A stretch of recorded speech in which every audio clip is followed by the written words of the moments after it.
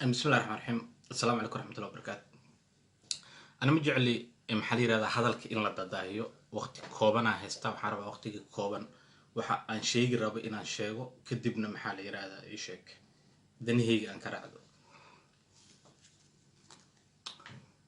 kan waxa waaye nuqulka oo dastuurka af Ingiriis ah kana waxa waaye af Soomaali 22 maalin oo kaamil ah akhrinay meelaha qaar kood calaamadaha u sameystay maxaa la yiraahdaa ii sheeg si aan waxyaabaha aan ku arkay aan umada ula wadaago horta marka dhaqanka iyo diinta la kala saaro oo diinta Ilaahay subhanahu wa ta'ala uu soo dejiyay oo munasalka ah laga tago oo ma aragtay wixii ay dadka ku heshiiyeen oo dastuurka Soomaaliya loogu magac daray aan soo aadno horta kan dastuur ma ahan buug sheeka xariirta oo caruurta ma aragtay oo qodobo loo sameeyay waay wax dastuur ah oo Soomaaliya ay leedahay ma lahan marka fiirisid sheeka xariira joogta oo maxaa la yiraahdaa ii sheeg qodobo loo sameeyay oo kaliya dastuurka Soomaalida ay ku heshiisay qof kasta oo muwaadin xuquuqda uu leeyahay haduuna qeexaynin ama laga waayo waa buug sheeka xariir oo caruurta loo sameeyay waxa rabaa Soomaali badan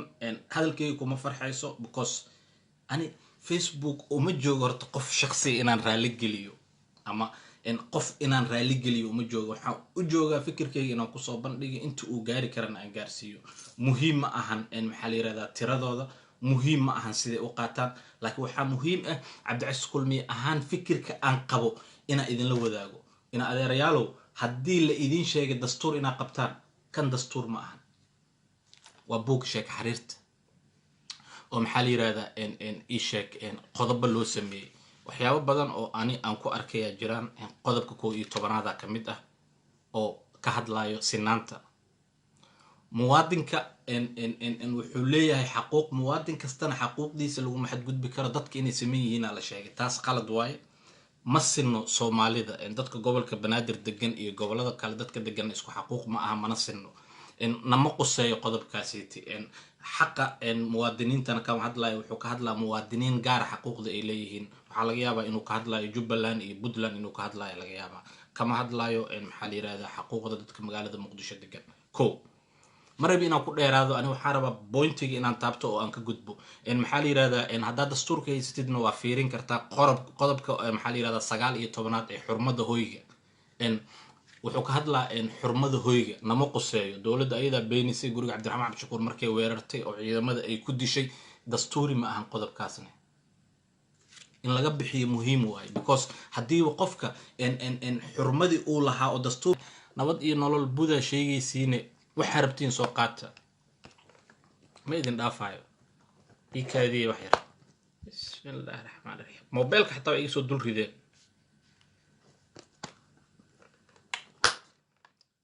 laba mobile jabtay waa soo socdaan wali war yaa ilaahay qamarada si toosan ma la ii maqlaa okay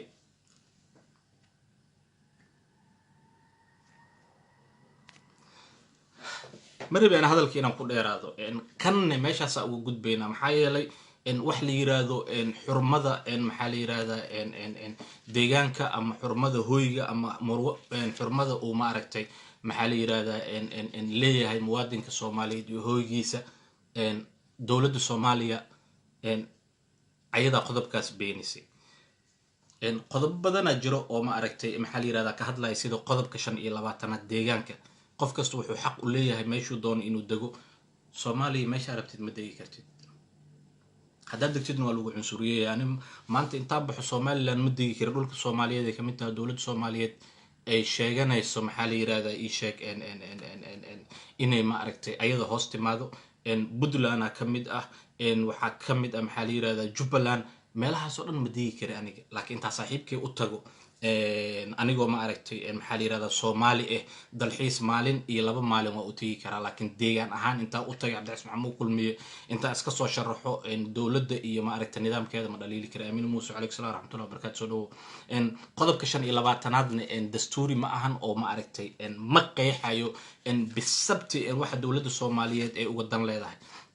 qodobka sagaalaad ku soo haray ee dastuurka wuxuu ka hadlaa in maqaam u sameynta caasimadda wuxuu leeyahay magaalo madaxda jamhuuriyadda federaalka Soomaaliya waa Muqdisho. maqaamka magaalo madaxda federaalka Soomaaliya waxaa go'aan ka gaari doono waxaa go'aan looga gaari doona dib u ooginta dastuurka waxaana sharci gaar ah u soo saari doono labada aqal ee baarlamaanka federaalka Soomaaliya. qodobka sagaalaad ee dastuurka waay labada aqal ee baarlamaanka federaalka Soomaaliya waxay ka imaadeen maxaa la yiraahdaa Ishak Baydhabo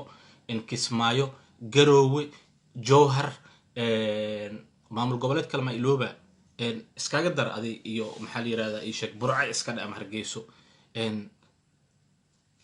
maamulkooda markay dhisanayeen dadka magaalada Muqdisho iyo gobolka Banaadir degan go'aan kama gaarin qodobkaasna waxa waaye qodob la gooynayo oo ma aragtay maxaa la yiraahdaa Ishak dadka gobolka Banaadir maxaa la yiraahdaa xaquuqdooda inay waayaan loogu talagalay asagana nama qoseeyo sababtoo noo qoseynin waxa waaye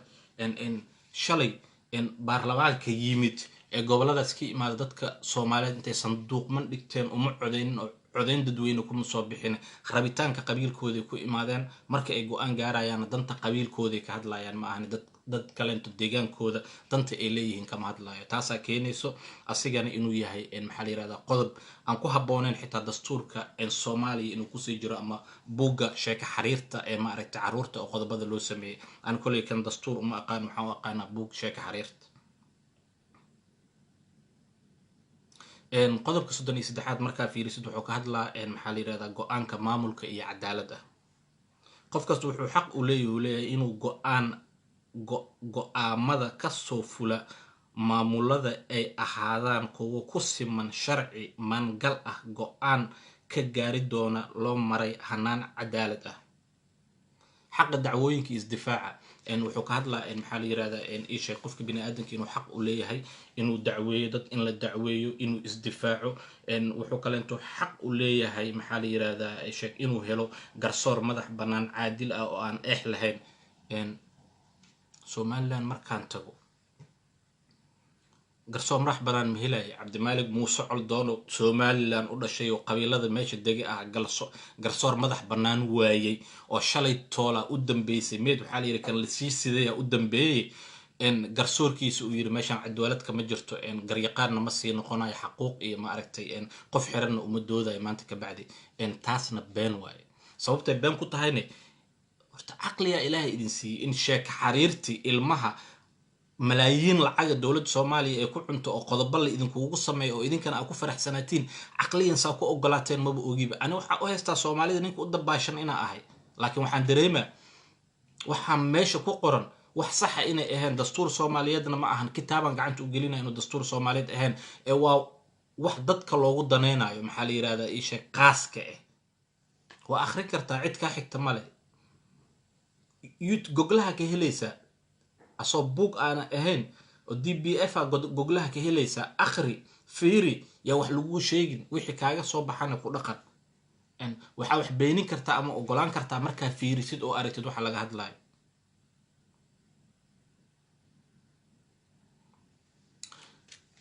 qodobka 35 wuxuu ka hadlaa xuquuqda eedeysanaha qofka koow marka la soo qabto ayadoo dambi aan lagu ogaanin aba dawladda Soomaaliya iyo maaragtay telefishinkeeda waxay soo bandhigayaan inuu argagixiso yahay inuu dambiile yahay inuu dad dilay qofka waxa go'aan ka gaari karto maxkamada go'aan ka gaari karto oo ku cadeyn karto inuu dambiile yahay maalinta maxkamad ay intay go'aan ka gaarto ay ku cadeyso dambi inuu leeyahay maalintaas qofka wuxuu noqonaa dambiile mahmaah oo carabiya jirto oo dhahayso المتهم لا تدين حتى تثبت إدانته قفك بني آدم كأه هذا يسنواي انت اي محكمة قوانك جاريس انو الدنبيلية دولة الصومالية ان محالي هذا ان كومت لقنتو ان حقوق دولهانو قفك مسيسو ان قرقي سيكو حد قدبتا ان شخصيدي سيكو حد قدبتا جرديلي اوغيستا ان ايضا محكمة لسارين انا مرارك قار مارتي ان لسودية وكا قدبينا qodobka 37 dib malahan ee wuxuu ka hadlaa maxaa la yiraahdaa qaxootiga iyo wuxuu ka hadlaa maxaa la yiraahdaa magangaliyada Jamhuuriyadda Federaalka Soomaaliya ku soo gala qaxootinimo wuxuu xaq u leeyahay inuu dib loo celiyo ama aan loo qaadin dalka leh hadii ay jirto cabsi muuqato oo ah in la kaalmeeyo ciqaab okay shalay qalbi dhagax wuxuu yiraahdeen Soomaali ma aan Ethiopian waaye Geneva Convention 1951 wuu ka soo horjeedaa waxa ay sameeyeen kooxda nabad iyo nolol in maaragtay qof magangelyo doon ah raali ahaada waxaan rabnaa caqliyadda liidato oo ay ku dhaqmaan horjoogayaasha kooxda nabad iyo nolol aan rabnaa caqliyadaas camal inaan isticmaalno ma ahan maxaa la yiraahdaa ii sheeg muwaadin ma ahan qalbi dhagax waa ka soo qaadnay Ethiopian way sidii ayaga dhaheynaan sameeynayna raali ahaada meeshaas waxay idinka tusinaa qaxooti waaye sharciga Geneva Convention 1951 Soomaali kamid ay tahay dadka ogolaada arintaas ay tahay haddana waxay saxiixaysaa maxaa la yiraahdaa ii sheeg tacadiga caruurta way dhiibtay sheekada ma fiicno koodhe wadaadadii oo fila Soomaaliya nabad iyo nolol u joogeen ani ma shaqo iga dhigtay maanta soo dhacda mobilka anigana waa ku toosinay hooyadii mas marka ma rabna inaa maxaa la yiraahdaa ii sheeg aan ku sii fogaano mana rabna maxaa la yiraahdaa ii sheeg inaa ma aragtay waxa aan muhiim aan ka hadalno waa ka gudbaynaa qodobo qaar jiraan oo ka hadlayaan maaliyadda oo kaleentooda qodobka maaliyadda ka hadlaya wuxuu leeyahay dalka Soomaaliya maadaama dal federaal uu yahay dawladdu waxa waajib ku ah dalka oo dhan canshuur midaysan in laga qaado canshuur midaysan in laga qaado dalka canshuur midaysan ma laga qaada dalka canshuur midaysan dadka magaalada Muqdisho kaliya canshuur laga qaadaa kismaayo dawladda Soomaaliya ma tigi karto garoowe go'aanka ma gaari karto galmudug hadday lahaan rabtaa weli ma lahaanin koonfur galbeed ayada iska leh Hirshabeelle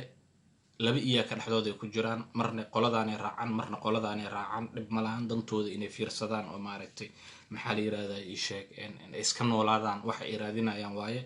go'aan ma lahan macnaha waa dadka fiitooga aan lahayn maaragtay jamciyadda quruumaha ka dhaxeysha markii la fadhiyo kale wadamo badan jiraan oo barkuma taalaan oo fiito aan lahayn Soomaaliya kamid ah wadamo waaweyn kamid ah dib ma laha taas marka fiito ma lahan Hirshabeelle xisaabta kuma jirto maamul goboleedyadana ariga meeshay seenta uga taala camal ee Hirshabeelle uga taala maxaa la yiraahdaa ii sheeg maamul ahaan okay dastuurka dawladda Soomaaliya ayaa sheegtay dastuur Soomaaliyeed inuu yahay qodob kamid ah hadii la jabiyo taas micnaheedu waxa waaye dastuurka Soomaaliya in lagu xadgudbay ani dastuur ma dhahayo marka akhriyay labadii version buu soo gaareen waan ugu mahad celinaa maxaa la yiraahdaa ii sheeg qof qaali uu ah magaalada Muqdisho igaaga soo dhiibay oo aan rabin maxaa la yiraahdaa sababo la xiriiro maxaa la yiraahdaa amaankiisa ama ma aragtay booska uu dawladda ka joogo ina magaciisa aan sheego baahiya u qabi ina akhriyo waxyaabo badan jiray oo maxaa la yiraahdaa ii sheeg dadka Soomaaliyeed ay shaki ka muujinayeen laakiin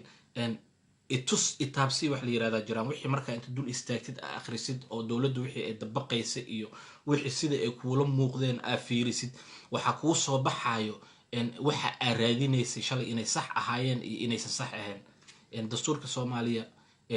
sax ma ahan boqolkiiba boqol waxaan hubaa markii dib u eegista lagu sameeyo dadka Soomaaliya inaysan aqbali doonin qodobo waxa ku jiraan lugooye waxa ku jiraan qodobo taafi ah ku dhahay cunugta yar marka loo sheegay ay naxayso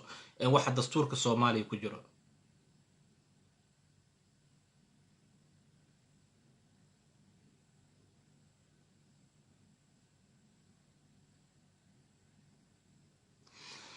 fiiri qodobka maxaa la yiraahdaa 64 tirada xubnaha golaha shacabku ka hadlaa baragraafka maxaa la yiraahdaa buugga page-ka 35 ka helaysa marka dastuurka ka raadaysid wuxuu leeyahay xubnaha golaha shacabka waxaa si toos ah qarsoodi ah oo madax banaani ah ku dooranaya shacabka jamhuuriyadda federaalka Soomaaliya xildhibaanka adiga ku matalo adiga ma soo dooratay ma dooratay xildhibaanka adiga ku matalo ma soo dooratay adiga tirada xildhibaanada caadiga ah ee golaha shacabka aqalka hoose ee baarlamaanka federaalka Soomaaliya waa 275 xibin tirada guud ee xubnaha golaha shacabka waa inay matalaad isu dheeli tiran ku yeeshaan dhammaan qaybaha bulshada saaxiibkii hadii daawanaya aniga reer marka waay aniga reer Muqdisho ah isku matalaad ma nihin xitaa asaab iga roon 3 baarlamaanka 3 ugu jirto sidee doonaa ha kusoo galaan isku matalaad maa nahay may dadka saaxiibadii ah oo meesha ku jiro oo maaragtay Jubbaland iyo Puntland iyo kasoo jeedo aniga ay isku matalaad maa nahay isku matalaad ma nihin mana noqon karno waa kala sareynaa dad oo waxaa jiro maxaa la yiraahdaa zero ah sida dadka magaalada Muqdisho degan qof kasta oo noqdo madaxweynaha jamhuuriyadda federaalka Soomaaliya marka uu xilka baneeyo wuxuu noqonayaa xildhibaan golaha shacabka forfaydo iskaga qaadaha farmaajo wuxuu isku casilaynin oo uu mintidaayo maxaa la yiraahdaa xildhibaan aan dhiceynin inuu noqdo rabaa isla markaasna mushaari uu noqdo Kenya uu soo dago qabowga Buffalo iyo Mareykanka uu iska dhaafo sida madaxweyne Xasan Sheikh uu horay ugu noqday xildhibaan aan dhicin qofku wuxuu xaq u leeyahay احترام iyo maaragtay maxaa la yiraahdaa ii sheeg iyo weyneyn inuu wadankiisa ku helo laakiin sax ma ahan nin intuu xil soo qabtay wuxuu ku dheeli rabo ku dheelay ka degtay in xildhibaan haddana uu noqdo oo mid kaleento oo shalay maaragtay maxaa la yiraahdaa asiga uu daneynayay uu doorto ama maaragtay dembigiisa aan lagu maxkamadeynin uu xasaanad haysto sax ma ahan qodobkaasna dastuuri ma ahan in laga bixiyo tan saxda ee saas waay haddii la rabo Soomaalida inay cadaalad hesho marka ay dhahay book sheeka xariir waay dambiilo noqonaa ninka maalintuu xilka madaxweynaha ka dago xasaanadu haysta xildhibaan uu noqonaa miya maantan wuxuu rabuu dila Britolan wuxuu rabuu sameeyna ilaal uu leeyahay maxaa la yiraahdaa ii sheeg waa baarlamaan nin ku jiro oo aan la soo dooranaynin oo aan dhiceynin oo wiligiis ahaana intuu ka dhinto aabihiis dhaxalkiisa camal waxaan suurtagal ahayn waay qodob dastuurina ma ahan ciyaalka xataa in loogu sheekeeyo ma aha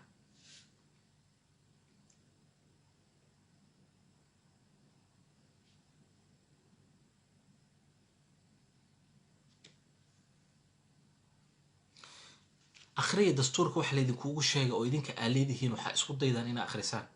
marka akhrisaan wixii idinkaaga soo bax ku camal fala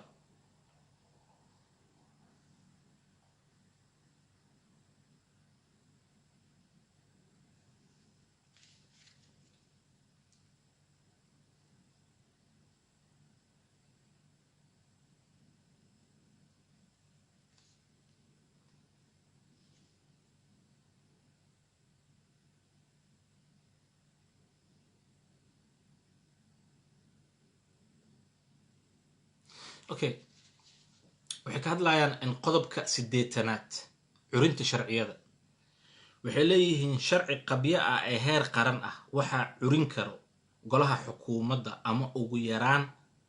10 xildhibaan oo kamid ah xubnaha golaha shacabka ee baarlamaanka federaalka ah marka laga reebo sharci qabyo ah oo la xiriira arrimaha miisaaniyadda sanadlaha ah oo golaha xukuumadda kaliya curin karto حربا إن بوجاسيتي قطرت أوليه إنا إذن تصير وحربا إنا إذن تصير إنه سن دستور صوماليات وسن أهين وياهي شاك حرير لمال جلي أو العقل جو قادنايو أو NGO أن ضمانين أو إلا يلحسن يتوان سنة سعنايو أو جدي دب ويجس دستور أوليه أو مارتي وسير دستور أوليه وضد كشقي أوليهين ووركشوبي أي سمايان إسلام كان نتيجة عن لقى كيني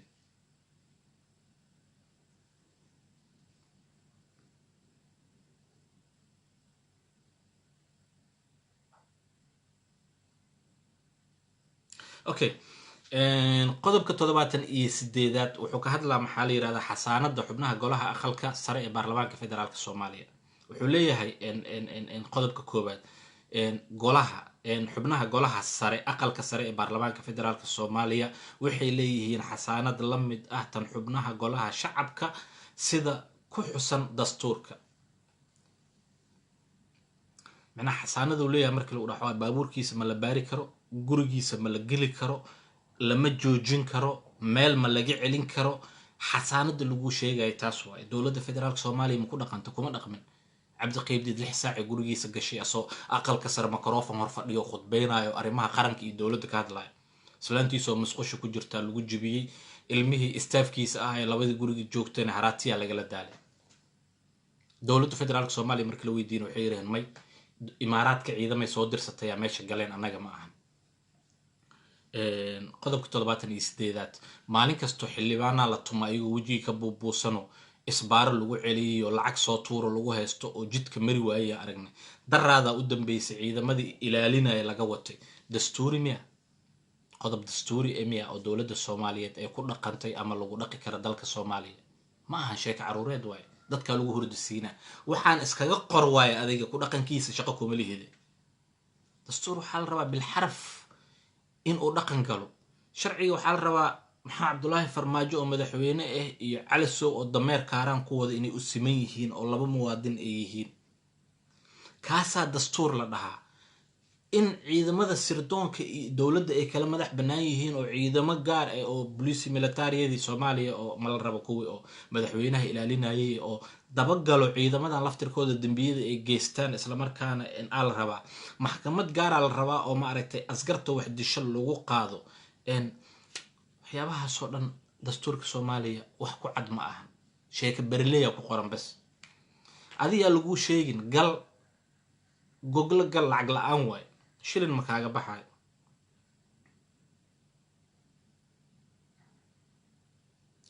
okay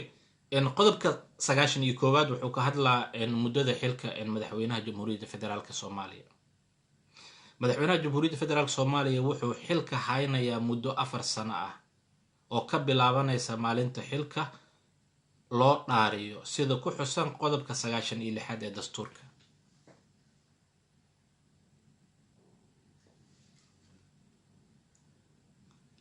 macnaha 4 sano hal maalin ma lagu darsanayo 4 sano hal maalin ma lagu darsanayo sida dastuuriga ah inuu sheeko xiriir yahay bacdeen gadaal ka ogaan doontiin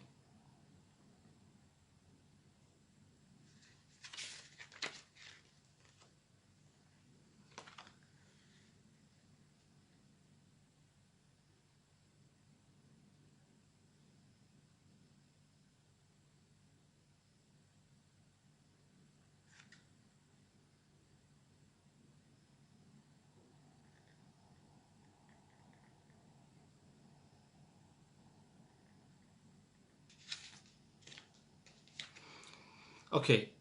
wasiiro ku xigeeno ra'iisul wasaaraha wuxuu magacaabaa ra'iisul wasaare ku xigeeno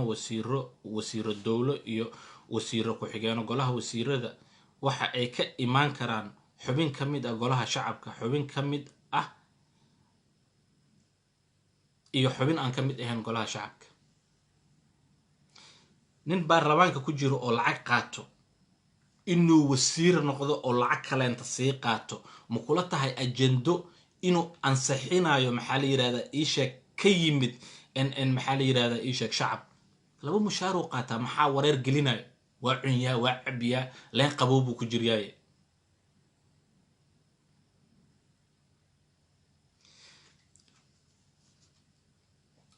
waxay idin sheegaa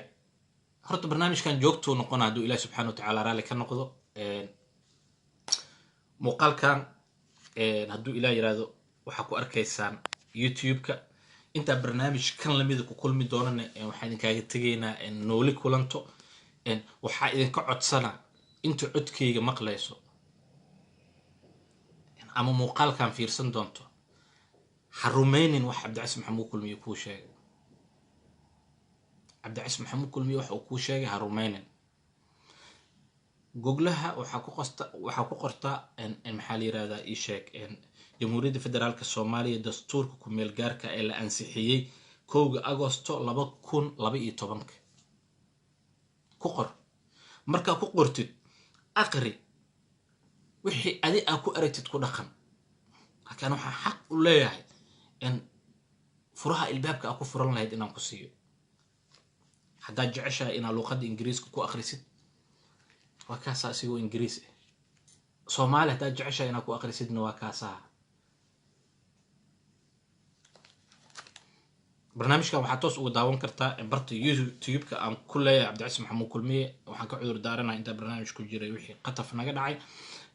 waa ku mahadsantihiin daawashada ay daawateen assalaamu calaykum waraxmatullaahi wabarakaatuh